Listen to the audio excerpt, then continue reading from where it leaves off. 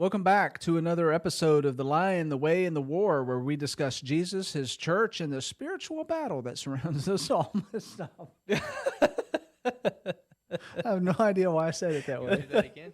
The spiritual battle. Hello, everybody. I'm Mickey Mouse. Oh, I hope you put that in the episode. Cut. All right, you You're ready? good to go again. All right. Hello, everybody, and welcome back to another episode of The Lion.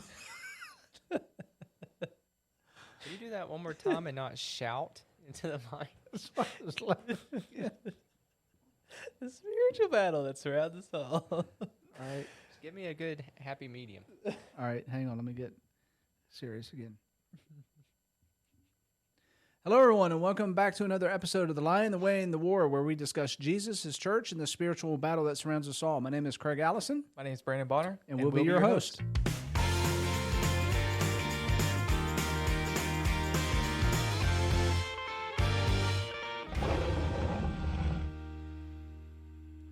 Okay, so if you tuned in last week, we were starting this series of episodes that talks about our entertainment, the culture that we're in, and so we're going to continue that. Last week we talked a little bit about TV shows and movies and crossing the line. This week we're talking about step a little even further with horror films as far as entertainment, demonic stuff. What are we inviting in? And so I'm gonna start this episode with this very bizarre story, and I can say this because this person is no longer alive, and I'm not going to say her name anyway. But years ago, there was a church that I attended, and there was an elder. His wife loved to go to scary movies, and she would park as far away as she could and go watch this horror movie. And then after the movie was over with, she was scared out of her mind, and she had to walk back in the dark to her car that she had purposely parked far away so she could intensify that fear that she felt. And I've just always remembered that. And it's been a curious thing for me to think about what's taking place in the mind, the psychology behind why we want to do that. I mean, I get that there's that adrenaline rush and that kind of thing. Fear from horror movies evokes that, that scare factor, where people jump, when something jumps out at you. This is fun, it's entertaining, and I get that. But there's this dark element into all of this, and so that's kind of what we're going to be exploring today. And specifically, I've got some research stuff that I want to share here. But before I do that, because I don't think I just handed you this, so you really haven't looked at where we're going with this at all. So just as that is the setup, I'm just going to knock this ball over to your end here and see what your initial thoughts or reactions are. So I'm scared of horror films, so I am not a guy that has experience with that. However, something that I have kind of recently dealt with is being immersed. We're immersed in violence. And I think it's probably because of the age of information and smartphones. I mean, you can record everything. Yep. So I think about, obviously an issue in our country has been mass shootings, and those are, publicized and televised, and, body cam footage of police officers, which has, brought a lot of good, but also has brought a lot of, you're seeing violent acts happen. Yeah. And they're public, and you can go out there and watch it. Yep. Recently we've had public assassinations, that's out there on the media, and you can see and watch, and it's horrific. And we've talked about this in the past. It actually caused me to delete social media. I wasn't looking for it; it just was on my feed. Yeah. seeing someone killed it messed with me a Yep. lot. Yep. I couldn't sleep. I mean, it was just, and didn't know the person, but it still just is horrific to watch life being taken away in such a heinous act. And so I think that's what my mind goes to, is that we have slowly, because of the age of information and because this stuff is so accessible to us, you either, I mean, you have to naturally become desensitized to it over time. Yeah. It just doesn't impact you enough to be able to just withdraw from it completely. I mean, it just really, really messed with me seeing some of that stuff, and you can still see it, and I still get it sometimes. I've been able to do some things on my social media, which is kind of like blocks that content, and there's those filters, right? This is, do you want to see this, and you have to like click through it. Yeah. But some of it isn't there before it's kind of flagged. I mean, so it's dark stuff, man. It's and I think that can put you in a really bad headspace. Yeah, I'm going to be sharing some really scary things here. You've touched on it.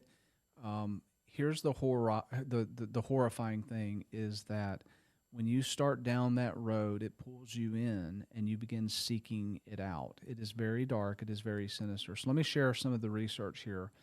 You mentioned school shooters. So I'm talking about mass shooters, these atrocities.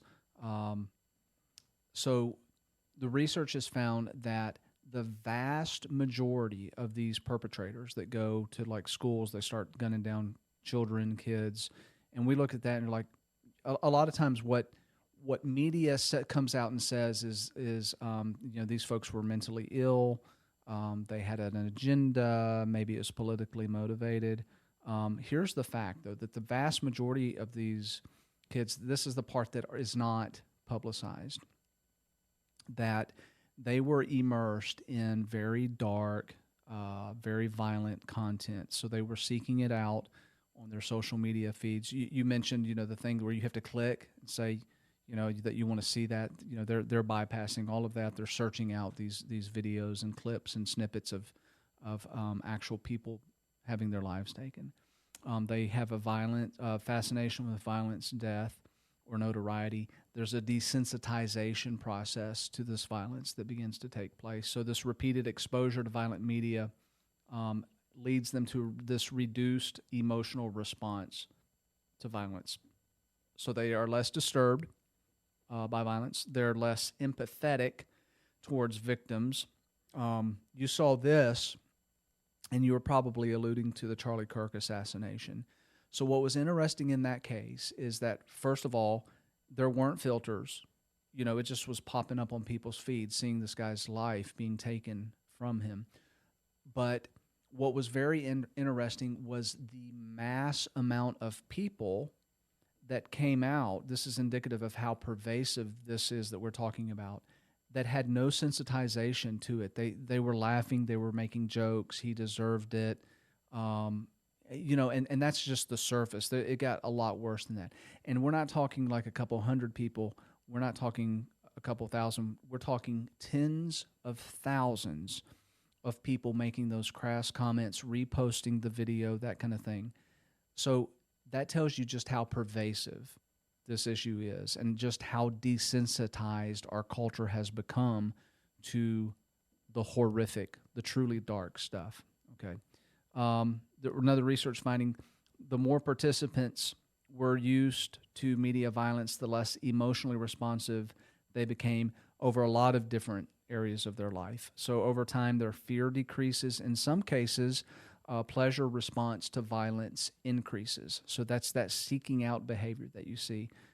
Many of the studies have shown that there is a statistical link between violent media exposure, and that includes all the social media stuff, entertainment stuff.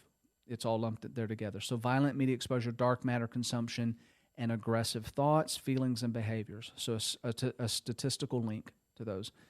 There's mental health effects that have been studied, especially in youth, so 18 or younger, that exposure to violent or dark media is associated with high increases in anxiety, depression, sleep disturbance, and fear-based worldviews. So all this to say that, and we touched on this last week, when we talked about viewing other stuff, this is not neutral territory. Darkness is not neutral territory, and the Bible treats spiritual darkness as real, as very influential. It's not fictional, and it's definitely not harmless. Okay, so let's pause right there for just a second, because I know that's probably all new to you. We didn't talk about this before the podcast. What are your initial reaction to that information? I mean, initial reaction is I am not super surprised. In terms of the research that you've done and kind of the statistics around the ties into, the increase in violent media consumption results in a slew of different mental health issues. And, man, it's kind of, it's scary, because it is such a seemingly growing form of entertainment or exposure, maybe is a better word. I mean, I just think, I don't know. I mean, I don't remember all these violent acts being as publicly accessible. I mean, maybe the only thing I can think of is, and this is well before my time and your time, but the JFK assassination. I mean, that's the only thing I can think of where, you had a public figure that was assassinated, and if I remember correctly, studying that time period, it was pretty significant impact to the people. And then, fast forward to today, and it's like it's high definition. You can see everything, and people being desensitized to it, regardless of your political stance. That's really concerning. I mean, because it was a life that was taken. You think about Charlie Kirk assassination, and thinking about how seeing that stuff really could, on a constant basis, there's entire subreddits out there of you can just watch people die all the time. And a lot of people are. Yeah. They're addicted to it. Yep. And we're talking like worse than, the Charlie Kirk assassination type stuff that you can find on Reddit. Yeah. So I want to make this statement because this kind of is the foundation underneath all of this stuff that a lot of people are going to blow off. That really, if you have a biblical worldview, and I think pretty much everybody that listens to this podcast does, that these are demonic themes. There's no other way to classify this. This is a scriptural statement. When we go to the book of Ephesians, we see this pointed out, that our battle is not against the physical flesh. It's against demonic forces. And so I think part of the issue as to why there's a lot of just sitting back on this and not realizing how pervasive or how serious this is because Christians, and this sounds crazy, but I'm going to say it, Christians have a problem with the concept of demonic forces that are still possibly operating in our world today. And that's highly problematic. And so I'm not exactly sure where that narrative comes from. I don't see it in the Bible. I don't see any evidence that when Jesus resurrected and spent time with his apostles and then he ascended into heaven, that all of Satan's fallen angels and the demonic hordes left the earth too. I see just the opposite in Scripture, that this is his domain. And so why is it that we would not struggle with the idea of like angels being, guardians and messengers, and that, we don't have a problem thinking about angels being here and helping in whatever ways. But all of a sudden, if we talk about a demon or a demonic angel or a fallen angel, whatever classification you want to put them, all of a sudden we're like, oh, no, that's not biblical at all. Mm-hmm. I don't know. What are your thoughts on that? Yeah, 100%. I mean, I think we need to be talking about this. I think that we have kind of strayed away from this concept that there's spiritual warfare, things that are going on, not to get too crazy, but there's things that are going on that we cannot physically see. In a spiritual dimension, there's war going on between good and evil, between angels and demons, and that's scriptural. And I can't. I'm in agreement. I can't find anywhere in Scripture that says that's just went away. And so I think it's important for us to recognize that, to be talking about it, that there's spiritual warfare going on all around us, and to put it in the form of entertainment Right. is such a powerful thing to sway us away from it. Because it's almost like that's not even real. Yeah. You know, you go see a horror film, and you're like, well, it's entertainment. That's not real. You know, you play violent video games or watch violent clips or action movies. I mean, not to get too crazy, I do all those things, but you kind of get to a point where it's not real, so you begin to not be able to separate what's real and what's not real, and then it kind of, those lines start to get blurry, and you're, you know, what kind of spiritual headspace are you in? Yeah, I'm so glad you said that, because here's the reason why I think this is such a dangerous thing. Satan, you know, when you go back, you've got this biblical worldview, right? You go back and you understand, you begin to read and see how he operated within the earthly realms, within the physical realms. You know, you go back to the Genesis account, and you see his operating standards there. And if there's one thing that you can say about Satan, is that he is a genius when it comes to strategy and planning. And he understands his environment, he understands his enemy, and he adapts. And so the last thing he wants is for us to point out the enemy and go, well, that's satanic. That's Satan. Because then, oh, you know, we've exposed the enemy, right? And he doesn't want that. If he can package darkness and chaos and evil in a way that is going to exclude him from the playing field, that what better way to trap us, where we don't even realize we're in the cage that he's created. And so he's done that by turning horror, evil, darkness, death, occult type stuff into something we pay to go see and entertain ourselves with. Dude, that's genius. I mean, hats off to him for pulling that off.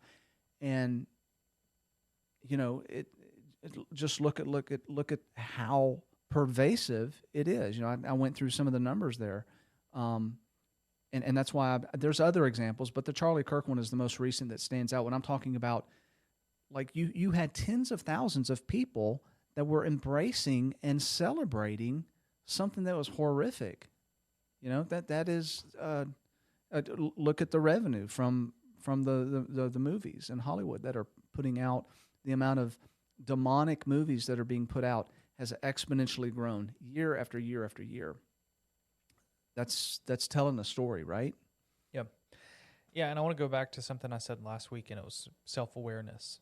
But in this case, I think it's important for us to be self-aware that there is, as you put in your hook of your intro, there's a spiritual battle that surrounds us all. I mean, that is fact. That's happening. You know, we see Ephesians 6, right? Paul talks about there's a spiritual warfare that's going on. There's right. these principalities and evils and things that are going on, and then he outlines how do you defend it, which I think is a great thing for us to revisit from time to time. Like, how do we guard ourselves against this spiritual warfare? And then I think about Romans chapter 7, where, you know, Paul is alluding to his own internal spiritual warfare. You know, he wants to do things that are right and do things that are good, but he finds himself struggling to do that and always finding himself doing things that are not good and are evil. I mean, that is our day-to-day walk as Christians, as believers in Christ and followers of Christ, that we're going to face some intense spiritual battles, very intense spiritual battles. Yeah. And I mean, I agree. What a great way to wrap it up in the form of entertainment or desensitizing to us, so we're not even aware that we're facing those spiritual battles. So it's just kind of like, it's not a big deal. It's not real. Yeah. Do you have the Ephesians 6 opened up? I do. Read that verse, because I want to break that down just a little bit so our readers understand what's actually being talked about here. Yep. So I'm just going to start in Ephesians chapter 6, starting in verse 10. Finally, be strong in the Lord and in the strength of his might. Put on the whole armor of God, that you may be able to stand against the schemes of evil. For we do not wrestle against flesh and blood, but against the rulers, against the authorities. Stop there. Rulers and authorities. When you look at the original there, those are talking about demonic forces. Okay. Principalities. Against the cosmic powers Okay. over this present darkness, against the spiritual forces of evil in the heavenly places. Yep. I don't know. Some versions will say principalities. All of those are referring to demonic forces, demonic entities, hordes of Satan. These are all dark entities that have some level of supernatural powers and abilities, and that's what I'm talking about when I talked about Jesus ascending into heaven. Those forces, those entities are still here, and they're still waging war against us. There's nothing in the entire Bible that indicates that those demonic forces left. As a matter of fact, Satan is called the prince of this world. So this is his domain, this is his world, and he roams it, and he looks for every opportunity to pull us away from God, to sow seeds of chaos, to bring this world into darkness, and he does that through this incredibly effective means of taking that which is demonic and cult-like and turning it into pop culture entertainment. Yep. And we're just sitting here unaware of it all. Yep.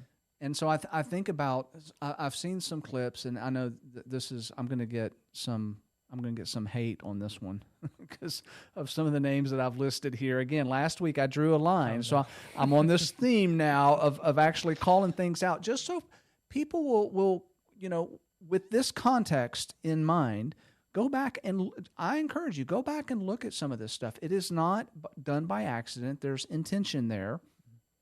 And whether these artists are aware of this or whether they're being manipulated, I don't know. But what it is food for us to be consuming into our minds and our brains. And I think Satan is doing that so he can desensitize us to it. So you can go back and you can look at some things, some concerts, and the imagery there by Lady Gaga is one example. Marilyn Manson, he's overtly satanic. Taylor Swift, yep. There's I have to question some things that she's put out that is really like, wait, what? Why the dark imagery there? Why the overtones of things that are like crossing over into occult type imagery? Okay. Billie Eilish, Doja Cat is out there, Alice Cooper, Ghost, Slipknot. So these are some of the entertainers, and again, there's a lot of other ones that we could throw out there. Madonna, she's one of the older ones. We're paying money to see this, and we love it because it's entertaining. But it's things that we're allowing into our minds where we're accepting this as things that are suitable to consume. And I can't help but to envision Satan sitting back and just laughing and pointing at us and going, there's a Christian spending money on my guys, on my team. What does that say about them? So I think it requires us to really examine and discern and think, what is it that I'm actually, how is this making me a better Christian? Yeah, and I'm probably going to get thrown stones at me for saying this, but I mean, I think it bleeds the other way as well. And I want to say something that maybe resonates a little bit more with some of the listeners in terms of, I'm just going to say, thinking about the president's most recent AI post. I know you posted about that on Facebook, being kind of not a great post, right? Portraying himself as a Red Cross doctor, but assume looks just like Christ. I mean, that's, and even like the imagery in the background, like there's this weird figure above his head. I mean, so I think that we have to recognize as Christians, regardless of what you feel about the post or any of the, the authors on here, artists on here, that we're being manipulated. Yeah. and we're being taken advantage of because we are desensitized to all of this darkness and evilness. And I think that it ties us back into taking a visit. Encourage all our listeners to look at Ephesians chapter 6, look at that whole passage, but really look at the armor of God and what Paul says there. Because he gives some really practical ways that you can combat and protect yourself from spiritual warfare and how to overcome it. Yeah, and too, just talking about, and this isn't getting political at all, but I some of the pushback there where, I mean, I'm I'm conservative, from a political standpoint, and I put that post out there because it did concern me. Several of the president's latest posts have just been very concerning. It has concerned his base, the conservative base, because of just the negative nature of it, and putting that out there and having pushback on people saying, "Oh, well, that he didn't put that out there." And it's like he admitted it, right? It's out there, and so that level of wanting to defend, and this is coming from both angles now. It's not just right, it's left, it's everybody wanting to defend things that are wrong. Yep. And things that are dark, things that are sacrilegious, yes, things that are irreverent, things that as Christians we're called not to do those things. And so I really want to caution us to think about what it is that we're defending. Absolutely. And again, I envision Satan sitting back and just laughing at us because he has sowed these seeds of discord, these seeds of darkness, and we're like little birds just pecking it all up, gorging ourselves on it. And I think it's time as Christians that we set a new standard, a new example. We call each other to task. We call each other out on stuff because we're looking out for one another. We rebuke when necessary in love, obviously, and we've talked about that. But that we're not afraid. We haven't lost our voice, and we're not afraid of being critiqued. I think that's the only way that we battle this. Talk about the armor of God. He talks about the breastplate and the shield and truth, and he talks about that. Where is truth? We need to put that back out in front of us. Yep, absolutely. Even if it hurts feelings, my feelings sometimes need to be hurt, especially if you're speaking truth into my life. I'm going to come around. I'm going to thank you for it later on because my salvation might have depended on it. Yeah, yeah, and I think it's important to remember what Paul says a little bit earlier in Ephesians 2, talking about unity and being unified and the power in that and walking in love. I mean, there's a lot of things. It's easy, I think, just to try to lighten up the mood of this episode. It's easy to have a lot of fear and be concerned and scared of the things that are going on, and spiritual warfare is it's scary, right? But we should have comfort and confidence in knowing that we are Christians. We are followers of Christ. And the Apostle Paul writes to Timothy, he's mentoring Timothy about that very thing. He says, we are not given a spirit of fear. We're given a spirit of power. The Greek word there, power, is where we get our word dynamite from. And that's a cool thing because there's dark stuff that's happening, but we're the victors in this. Satan doesn't win this battle. And if we're putting on the armor of God, we recognize who our enemy actually is, then we're prepared to go to war with him, to battle him. It's interesting that, when it lists out in that passage all of the different armor and stuff, there's nothing for the back, which means, we're not turning our back on Satan and running away. We're not retreating. We are taking the offense. We're taking the battle to him because we're the victors in this. Absolutely. So, yep. Good stuff.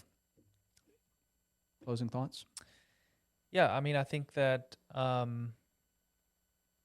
think it's important to talk about these things. So, I think I encourage you to share it. Encourage us to continue to have this conversation because this is a serious topic. It's important for us to have these discussions and talk about spiritual warfare. heaven, it doesn't, I like what you put here, it doesn't celebrate fear, darkness, or demons. So why would we want to train our mind to oppress God's nature? Right. And so if this episode challenged you, please share it. If you didn't like it, let us know. If you liked it, let us know. We're on all the major platforms, YouTube, Spotify, Apple Podcasts. We're also on Ministry League, so shout out to some of our sponsors there. They have a really good app with a lot of good resources on there. Also want to plug, of course, Central Church of Christ here in downtown Chattanooga, where we film all of our episodes. And then finally, our other podcast, which is After Sunday, which is diving deeper into our Sunday mornings here at Central. Yep. After Sunday, Digging Deeper, I think is the name. Yep. Yeah. So, That's all I got. Yeah, good stuff. All right, folks, until our next episode of The Lion, the Way, and the War, be kind to one another, love one another, and remember the Creator of the universe loves you so much that he gave up his only Son for you. Have a blessed day.